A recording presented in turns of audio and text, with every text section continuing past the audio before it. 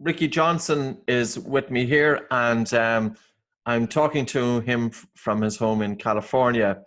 And Ricky has one of those occupations that I suppose I've never met anybody with an occupation like Ricky, and there's probably not so many of you have met a person with an occupation like Ricky. He's 7 national champion in motocross and Supercross, and his current occupation is extreme off-road truck racing. So here's a man that has, I suppose, witnessed the knocks and the tumbles and put his body through, quite a degree of stress, physically and mentally. And we're going to talk about the connection with breathing there. So, Ricky, you're very welcome, and I think we have a good lot to chat about. Yeah, absolutely, Patrick. Thank you so much for having me. It's been great, my evolution over the past year, getting to understand the oxygen advantage. I was introduced to it through Laird Hamilton and Paul Hodge of Laird Superfood.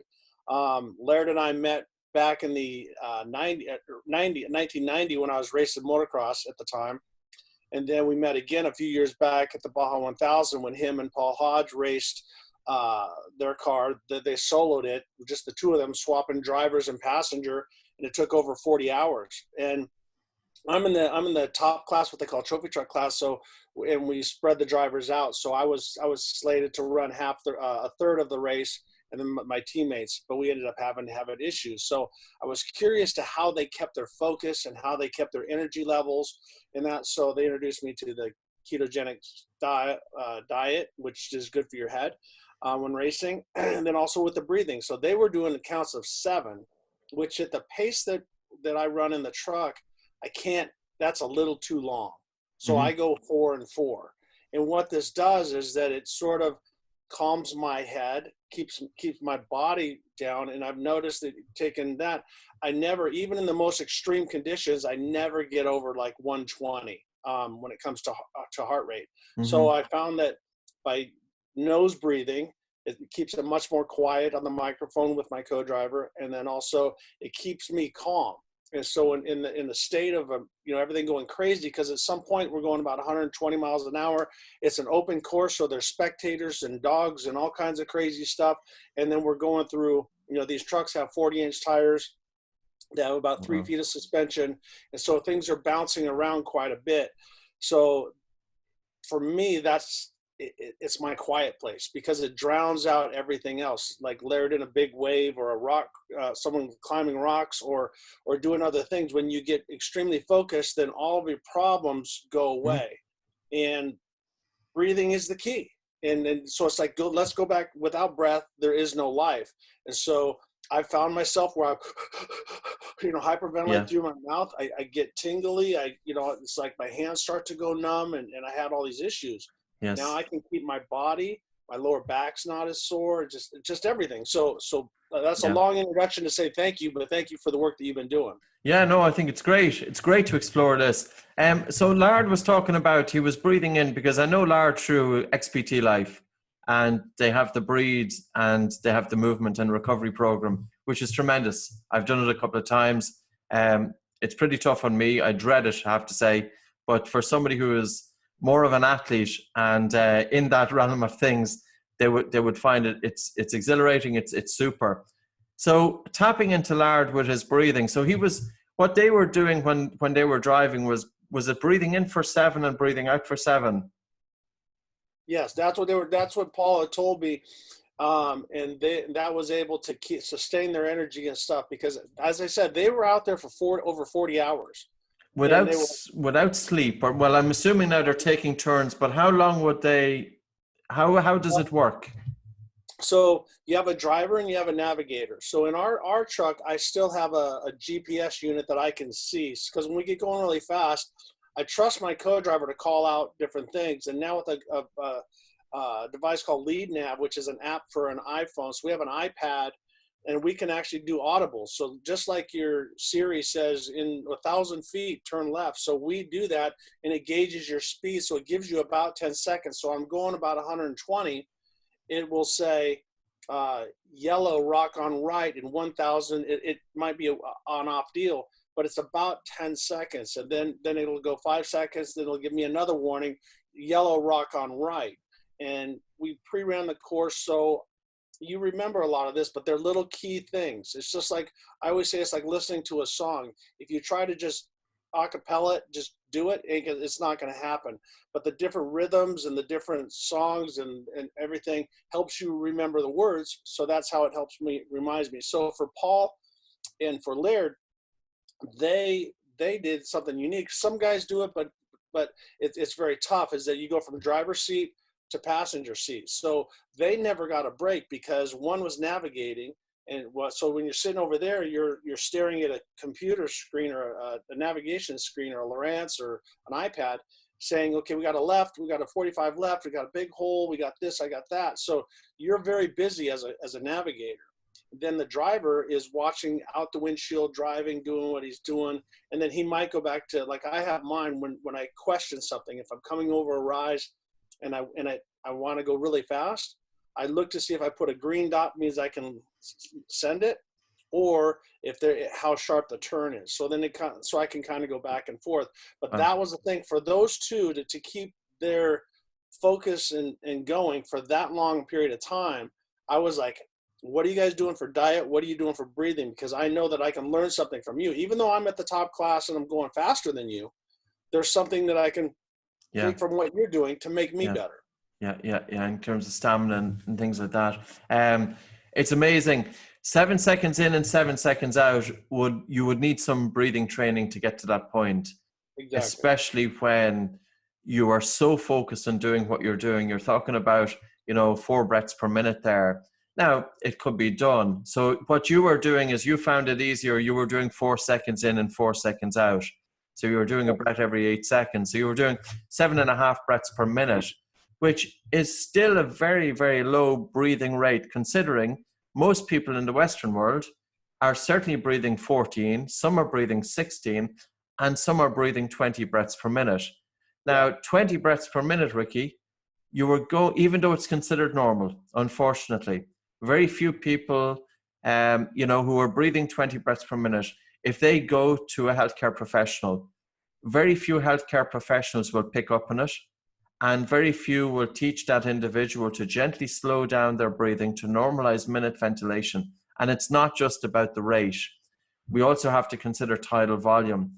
So I think it was amazing that you were able to tap into that, and that you were able to focus on keeping such a low respiratory rate despite the effort and the concentration involved. But it kind of makes sense, because when you slow down the respiratory rate, the active part of the breath is the breath in, and the passive part of the breath is the breath out. By having a prolonged and relaxed exhalation, you're helping to maintain and keep the body in that parasympathetic tone. So there's a balance between parasympathetic and sympathetic. You don't want to be too relaxed while you're behind the wheel, but at the same time, you don't want to be too stressed. And I suppose it's a little bit like why military would be practicing something like box breathing. So you took 4 seconds in, 4 seconds out, and they will often typically do 4 seconds in, 4 seconds hold, 4 seconds out, 4 seconds hold, 4 seconds in. So there's quite a lot of similarities there.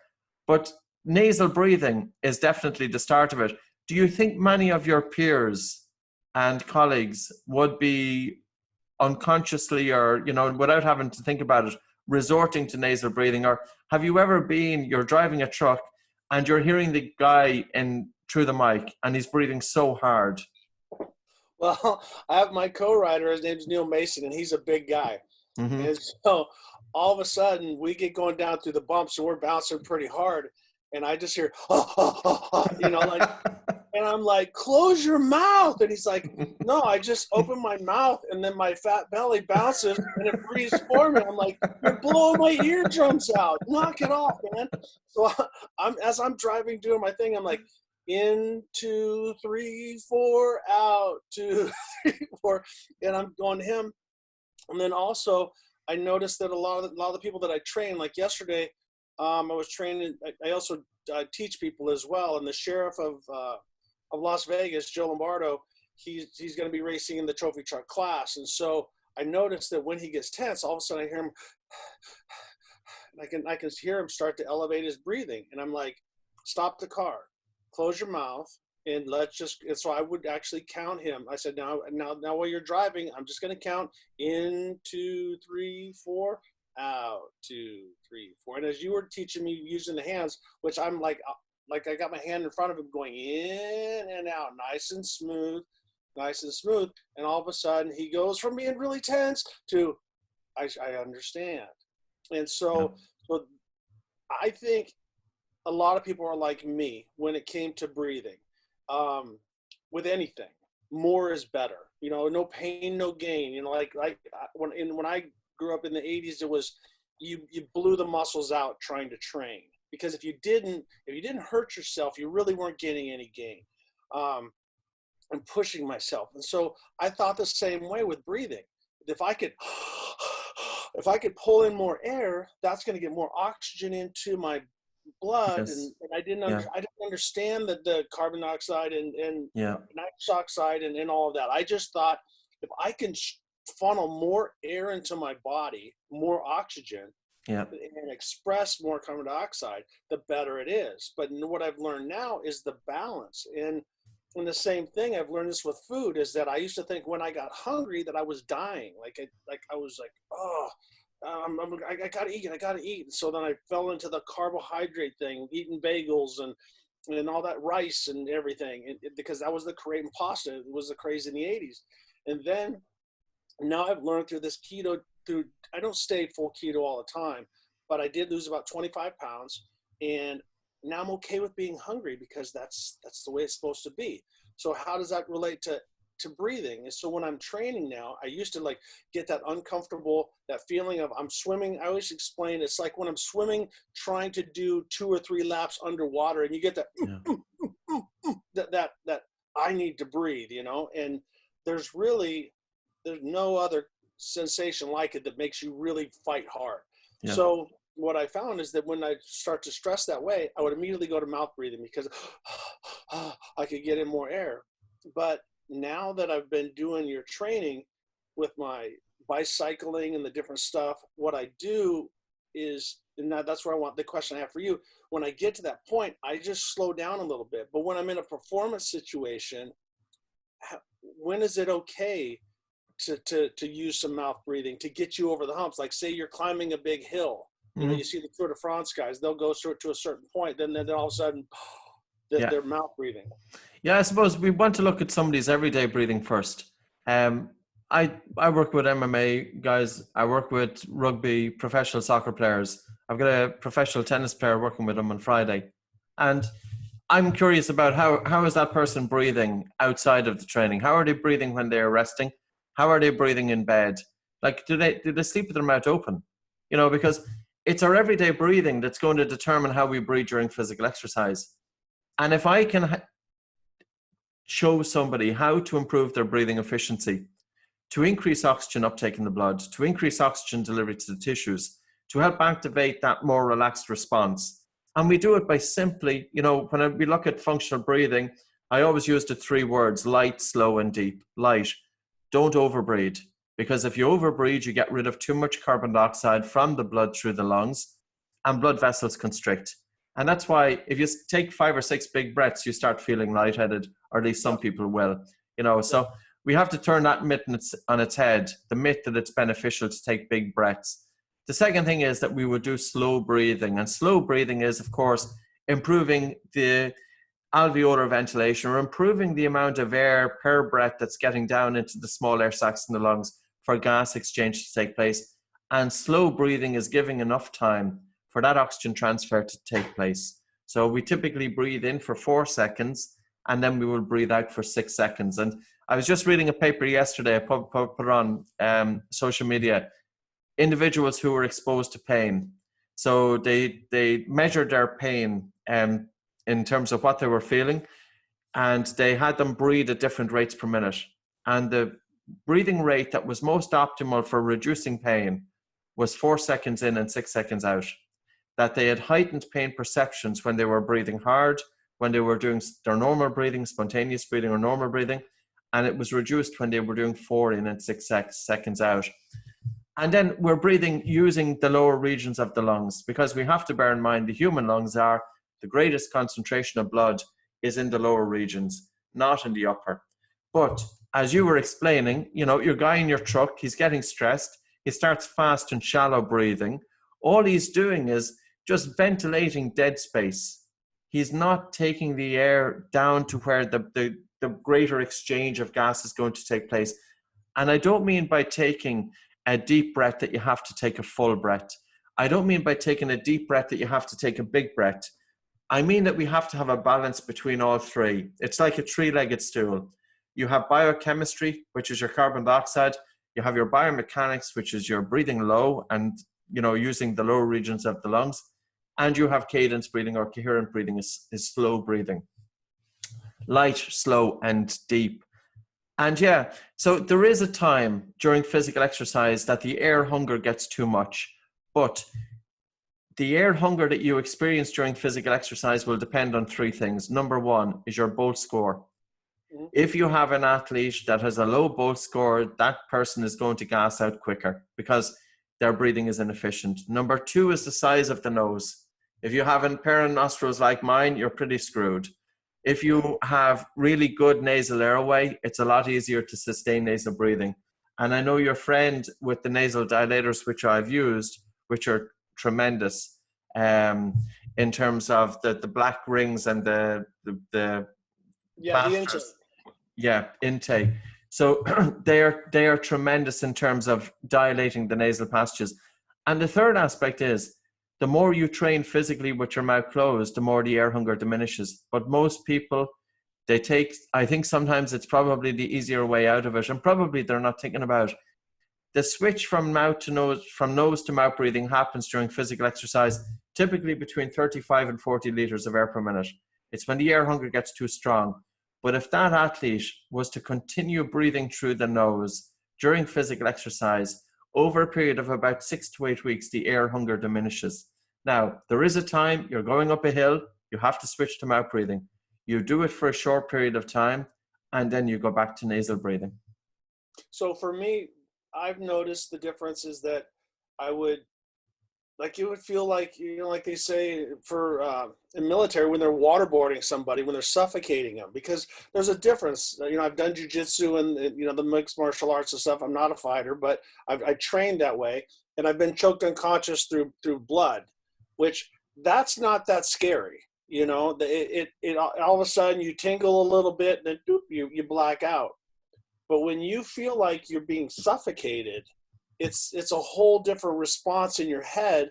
And that's where I was saying that the feeling of hunger like I'm dying, like that's the hunger I feel for air. And I would go that way. But now, as you said, I'm doing the training and through the manual is putting myself in that stressful situation.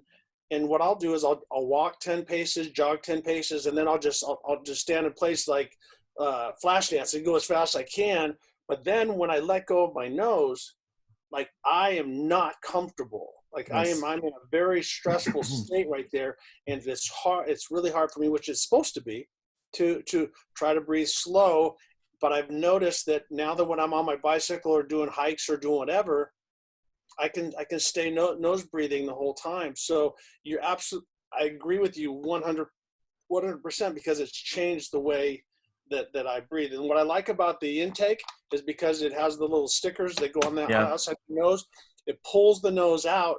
And for me, I do the saltwater rinse and stuff in the morning just because I have a lot of mucus. And halfway through my ride, I start blowing my nose, and that's why I didn't like the inside nasal dilator because then it gets full of snot and boogers. Yeah. So this was easy. I could pull it off, blow my nose, and put it right back on to hold it out there. But yeah, and back to what you were saying about the pain. We had a friend. We were up at a birthday party, and their son is 28 years old, and he's got some kind of blockage or something in his intestine, and he was just over there in a lot of pain. And so just like, I think everybody that first gets turned on to the Oxygen Advantage, they want to help people. They want to like, let me show you something. And so he's over there and he's wincing, and I see him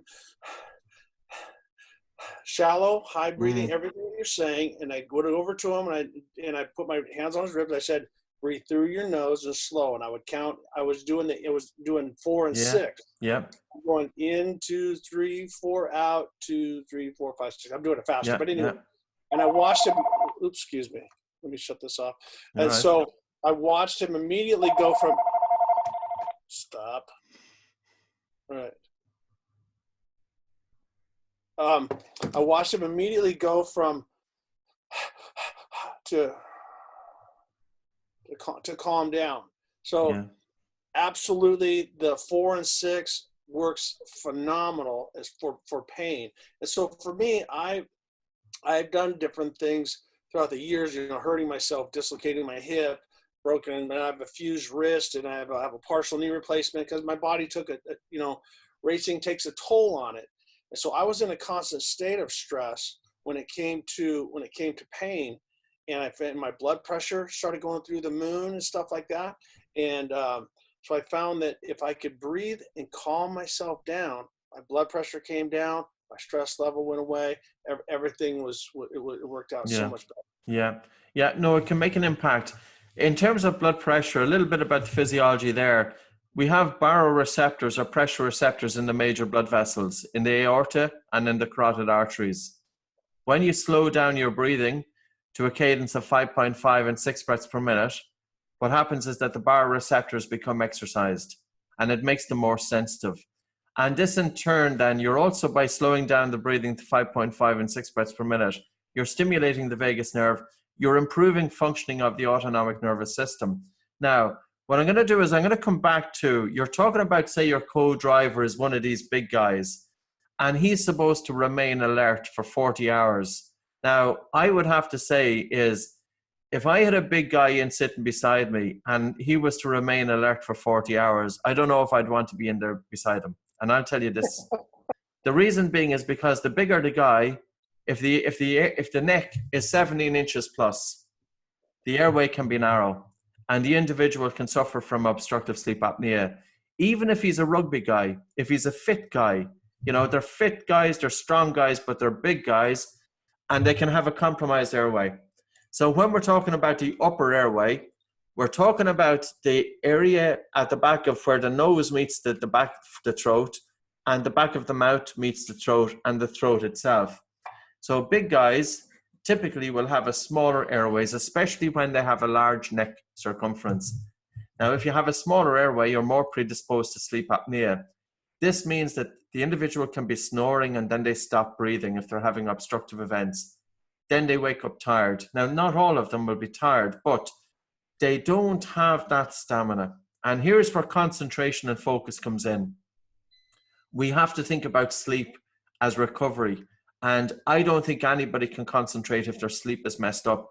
But if they are open mouth breathing during sleep, they're more likely to wake up feeling exhausted. So you can imagine somebody who's going to prepare for a 40-hour journey, a 40-hour race, and they're mouth breathing the nights before their sleep. Their sleep is already compromised. And then they are expected to be able to sustain energy levels throughout this. Like, unless they're drinking a can of Red Bull every minute or every hour or whatever, or doing something, taking something to keep their energy levels, right. Sleep is really, really important. And nose breathing during sleep is a big aspect of that. And the other aspect, I think, is you were on a bike, you were 7 national champion in motocross and supercross. You're hunched over. You really need to have good core strength. And when you think of the core, we have to consider the diaphragm and the role it plays there in the generation of intra-abdominal pressure. That our spine, to help to prevent it from buckling, we need the diaphragm and a generation that, like, it's like a weightlifter. If you go to lift a weight, typically the weightlifter will breathe in and hold their breath. And as they breathe in, their diaphragm is pushing down, moving downwards. This creates the abdomen, becomes like a pneumatic balloon. And this provides stabilization for the entire core here.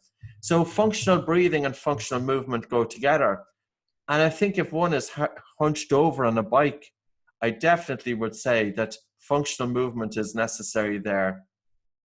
Well, and so how I've applied that to the different things that I did. Back when I was racing Supercross and motocross, I worked with John Howard. He was an Olympic cyclist, and he had the world record for speed, and did the first one. I think he won the first Ironman. Don't quote me on that, but he was a great cycling coach. He worked with a guy named Ian Johnson, who wrote a book called Breath Play, and did some stuff with surfers back in the time. And he worked with a cadence breathing, and also worked on letting air out, because as you said, people going, they're just filling up this top thing. And so Ian's thing, before, it wasn't near as technical as what you do, but was dump the old air so that you can get new air in. And so then during my Supercross career, I would take the track was typically about a minute long. They're inside the stadiums.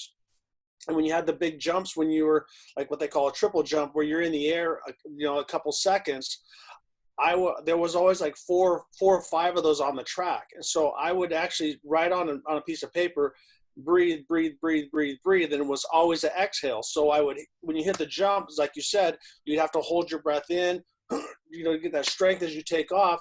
But then when I was in the air, I would dump the air, bring the air back in, and then go. And so even if I was holding my breath, which sometimes you do, I still was breathing every 10 seconds. And so, when you're breathing hard, you're going to breathe more than that. But at a bare minimum, I was dumping the hot, dead air out of my lungs every 10 seconds.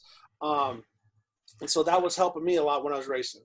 And the other thing is, when you have a prolonged exhalation, so say, for instance, you have a normal breath in, you have a normal breath out to functional residual capacity. But then if you were just to continue gently exhaling, almost that you're expelling all of that air out of the lungs, you're allowing your diaphragm breathing muscle to move back up to its resting position. This in turn then will increase what's called the zone of apposition. And this then in turn is is contributing to intra-abdominal pressure.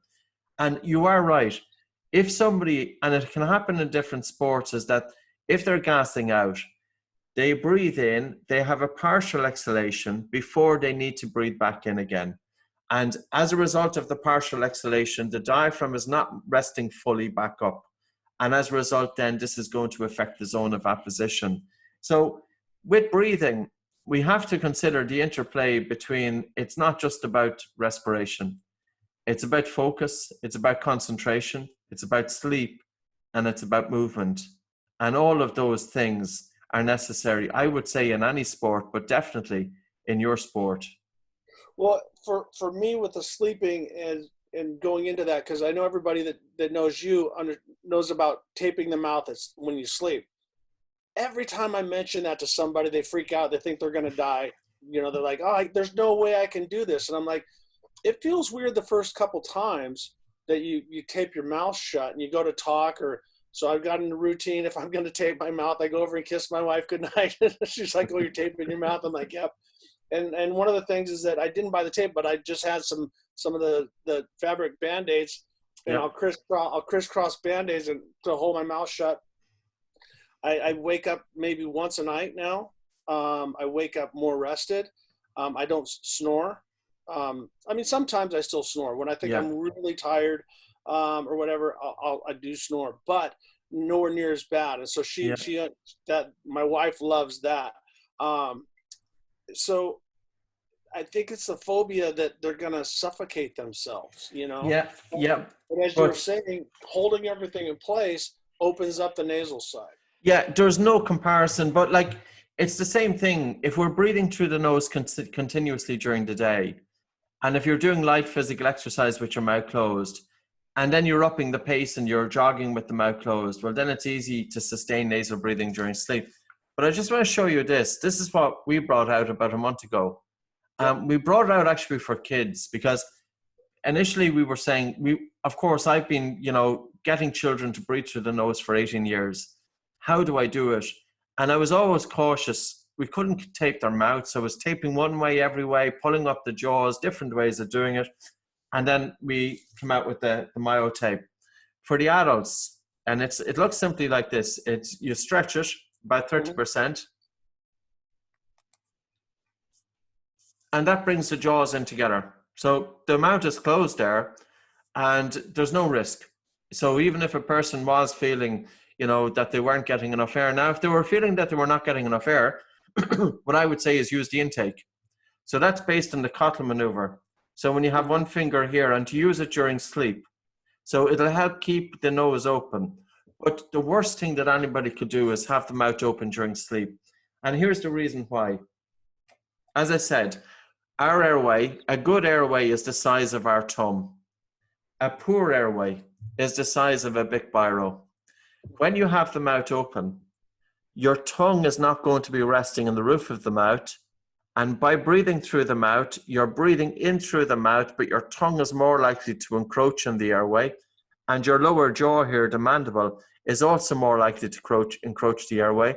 You're going to have the epiglottis here, the flap falls into the airway, or you can have the soft palate. Now, taping of the mouth will automatically stop mouth snoring, but it doesn't necessarily stop nasal snoring.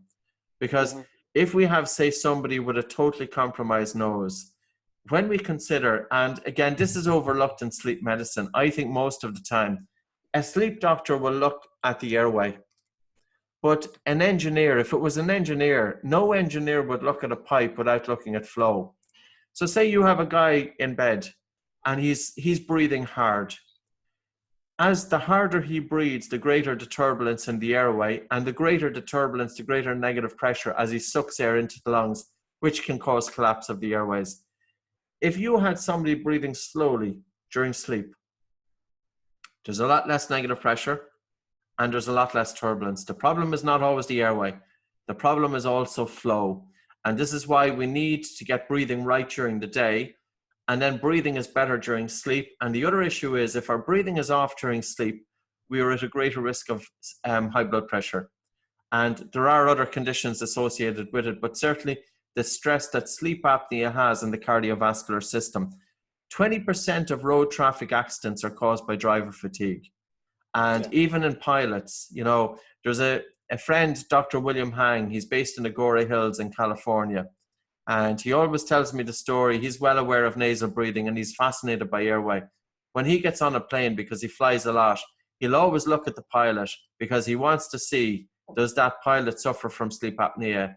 And he's hesitant to get onto a plane with a pilot with sleep apnea.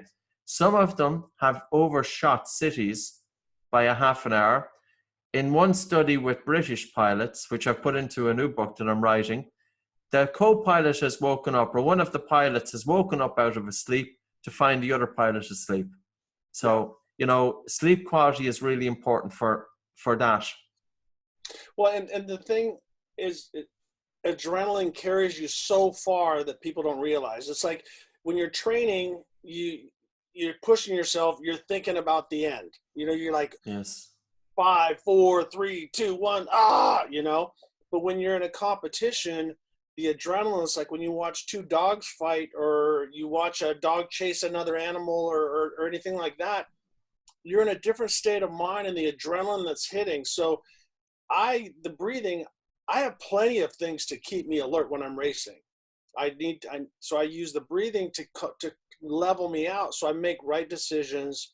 I don't get excited when things go bad, because there's something bad happening every millisecond, you know, and so you have to balance that. And so by using the breathing, it's helped calm me down, because I'm 55 years old. So as far as an athlete, I'm not the worst athlete I've been my whole life, because when I was fatter and drinking Red Bull, I was a Red Bull athlete, and it's great when because you don't know any better. You're like, oh yeah, I'll do that before the race, and it was a shorter race, and it gives me the spike. And then I was doing the goo blocks and a lot of glycogen, a lot of sugars to maintain it. So now, but as far as everything else, I think I'm the best driver that I've ever been at my age, and a lot of that is because of not so much physical activity, but through mental clarity and knowledge. And that's where the breathing has really made a big difference. And that's why I signed up to become an Oxygen Advantage coach, because I believe in it. And it's not free, but it is free if you just learn how to use all of this, and it simplifies it.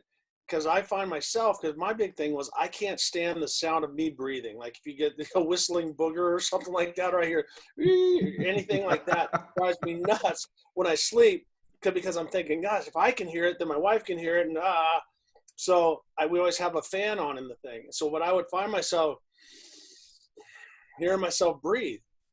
And then when I started using I don't do it every night, but when I started using the intake, I would notice that all I feel is my lung muscles pulling the air in, not trying to breathe through a tiny straw, which is my nose. So as you said, it's learning to get the air through there, but then do it slow. And then with my mouth taped, my rest, I've been waking up way more rested. So I'm reiterating what you said, but agree 100%. Without the proper sleep, the adrenaline will carry you through your activity, but you're compromised. You're losing 2 or 3%.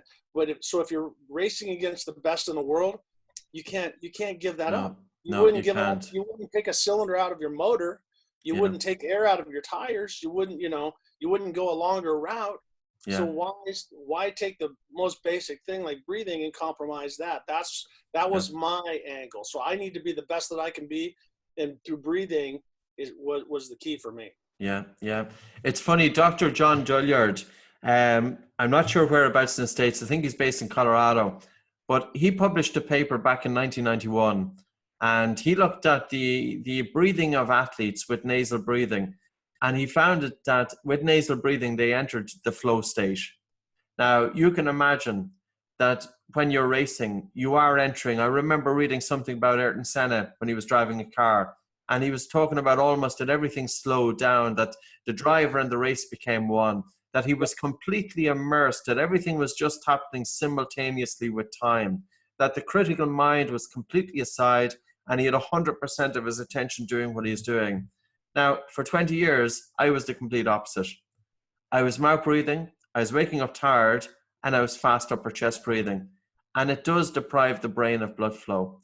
And I think that's one of the things that we spoke a little bit about carbon dioxide at the start, and people talk about carbon dioxide being this waste gas, bring in oxygen and get rid of carbon dioxide, but they don't realize that in order for oxygen to transfer from the blood to the tissues and to the organs, we need carbon dioxide. And that's based on an effect discovered back in 1904 called the Bohr effect, BOHR, that as carbon dioxide in the blood increases, blood pH drops, and the affinity of hemoglobin for oxygen reduces. Now, if you're breathing fast and shallow, you're not getting the benefits so readily, but you're also in that fight or flight response. Your sleep is screwed up, and your mind is going to be agitated. If we look at Stanford Medical School in March of 2017, they identified a new structure in the brain.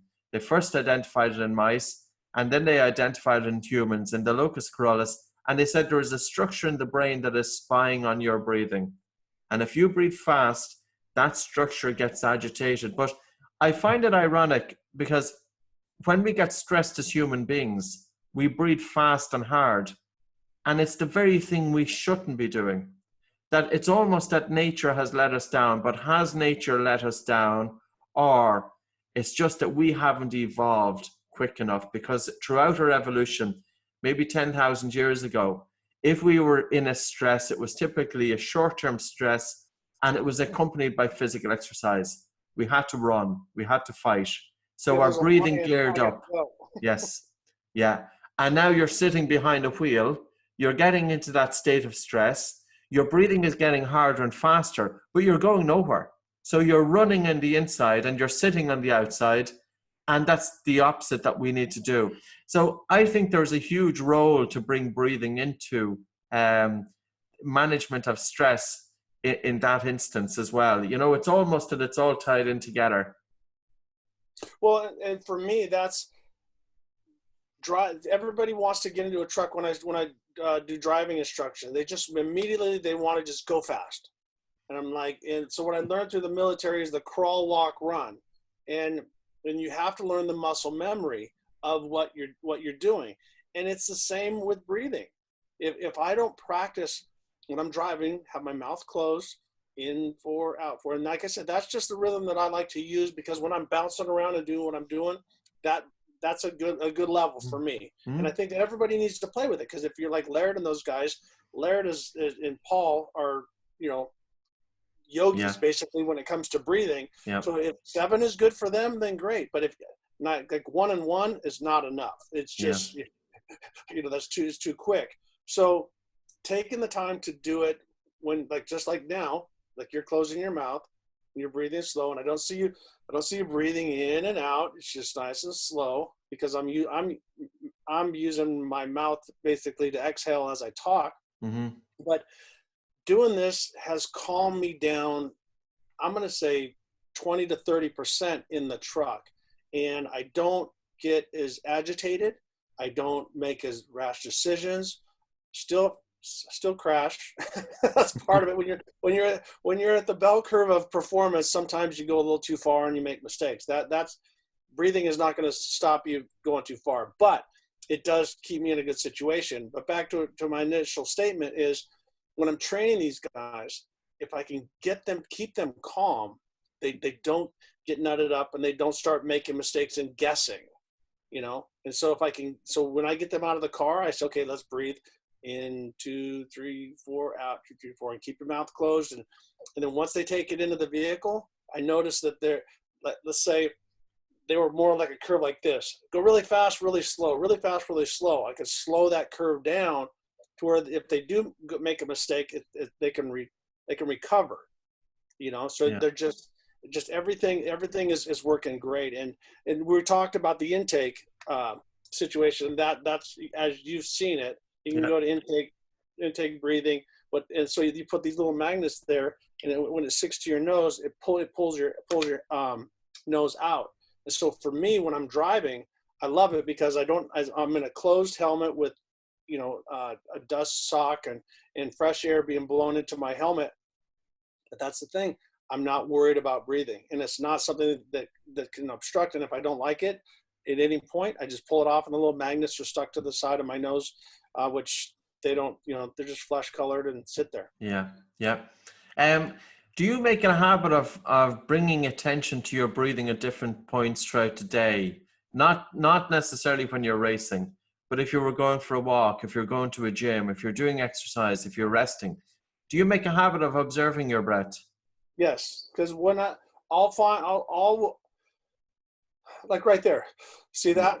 I kind of like, okay, well, I need to bring in air. And like you said about the yawning, I'm more conscious of that because I find myself wanting to yawn or that sigh throughout the day. And so I think, like you, that I kind of was screwed the first part of my life, and I don't have big nostrils and stuff like that to pull in air. So I find myself doing that sigh or a yawn. I do yawn quite a bit right before race. Like I can actually fall asleep in the car right before the race. I don't know why. It's just kind of a stress thing that I do. Yeah. But I've noticed that with this, I check myself. Myself. How am I breathing? When am I doing it? Am I sitting there with my mouth open? Do I close my mouth, And but I'm afraid to do it on an airplane though. I think I'll freak out with my mouth taped. What's Dr. William Hanks, as I mentioned earlier, he tapes up on flights. I haven't done it. I wouldn't think people think I'm totally cracked, but he's no problem. He just does it because, as he reckons, he says, you've got 400 people in this big tube. He says, I don't want to be bringing in what they're emitting. And you can imagine in today's climate. But I'm just thinking, in terms of focus and concentration, if you imagine somebody with a scattered mind and they're driving, but they're not able to place their attention on doing what they're doing because their mind is all over the place, they're not going to be focused. So with that, by you focusing on your breath at different times throughout the day, you're training the brain to be concentrated. You're training the brain to hold its attention on the breathing. Then when you want to hold your attention on doing what you're doing, your events, you're automatically transferring that because you're able to bring a stillness and a quietness to the brain. I think that's really important. I don't know if you have noticed it, or would you comment, younger guys coming in doing racing now, because I'd be interested in the effects of social media, smartphone technology. Are their minds more concentrated, less concentrated, or the same?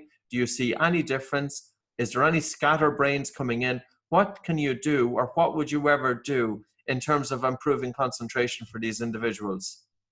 Well, for one, I think slowing down.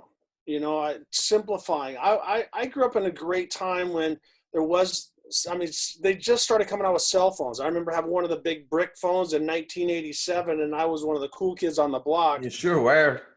Yeah, but so people didn't have access to you at all times. And same thing when I was a racer, I didn't worry about that. All I did was go train hard during the day, eat good, sleep, get up, train, wash, rinse, repeat over and over and over again.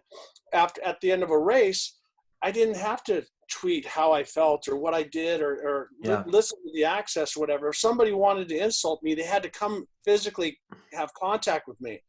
And so I find it very difficult for young racers and young athletes and people in general to have that much access. I don't think we're not supposed to know all the bad crap about us, because you could be the most favorite guy in the world. Someone's going to badmouth you, and so, so with that now it's a constant load in, and that creates the stress.